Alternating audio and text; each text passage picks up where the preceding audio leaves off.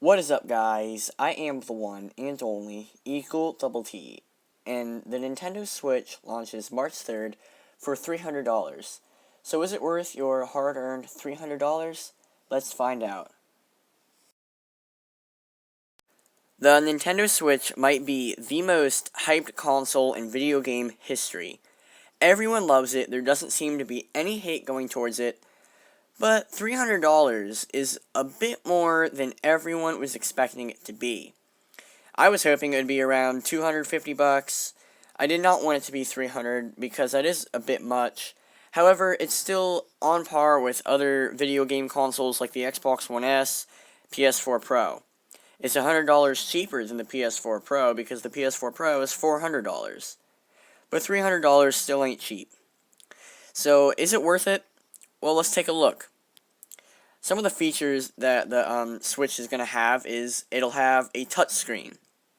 Now, it's not going to be kind of weird and awkward like the 3DS touchscreen. It's going to be like a regular tablet touchscreen. So that's really nice. 8 consoles, 8 Nintendo Switches can connect locally. So that'll be really, really awesome. The Joy-Cons can read Amiibo data, which is great. The Joy-Cons themselves are just loaded with features. It has the HD rumble, which Nintendo says is so accurate that it can simulate ice cubes falling into a cup, and you'd be able to tell how many ice cubes are in the cup. So that's really, really nice. It has motion controls in it, and I was kind of surprised to see that. I don't think anyone really expected that because it seemed like motion controls kind of died along with the Wii, and really never came back with the Wii U. But I think Nintendo's really doing a cool thing, bringing back the motion controls, and I think they're going to get it right with this console. The Joy-Con have all the same buttons as like the Wii U gamepad, the Xbox controller, the PlayStation controller, mainly. But it has a couple new buttons. Well, it has the plus, the minus, the home button, and the share button. Now, this will be able to capture screenshots, which is really cool, and in the future, it'll be able to record video, which is great. It also has a Pro controller.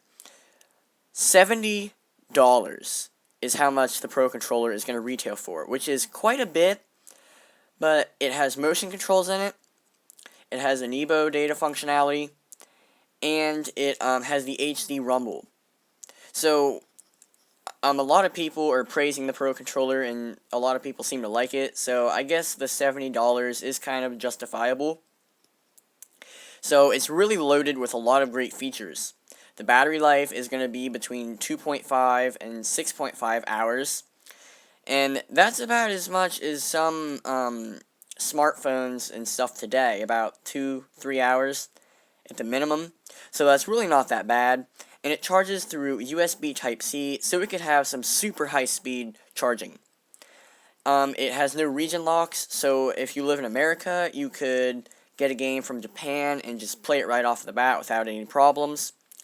Like I said, it has the 8 consoles that can connect locally, which is great, but it also has online. Now, the online is going to be free until fall of 2017, where it will then become a paid service.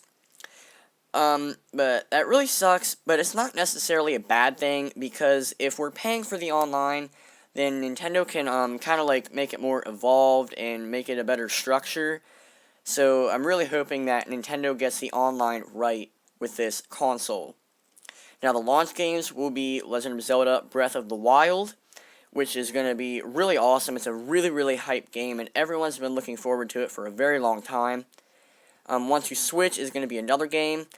It's sort of going to be like Wii Sports, because Wii Sports kind of like demonstrated what the Wii Remotes could really do, and Once You Switch is going to show off everything that the Joy-Cons can do, so that's going to be great.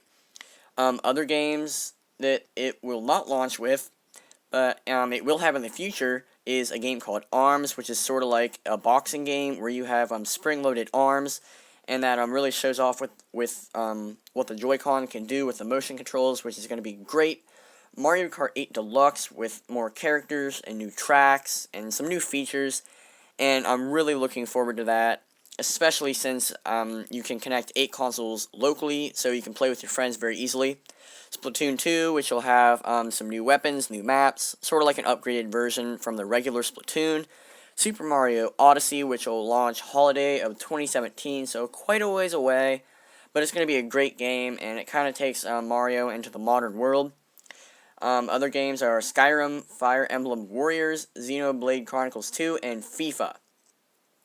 Now, the console in the box will come with a dock, 2 Joy-Con controllers, left and right, the Nintendo Switch console itself, the tablet part, Joy-Con wrist straps, a Joy-Con grip, which can act as a controller if you don't want to use them independently, and it also charges them, an HDMI cable, and an AC adapter to power the console.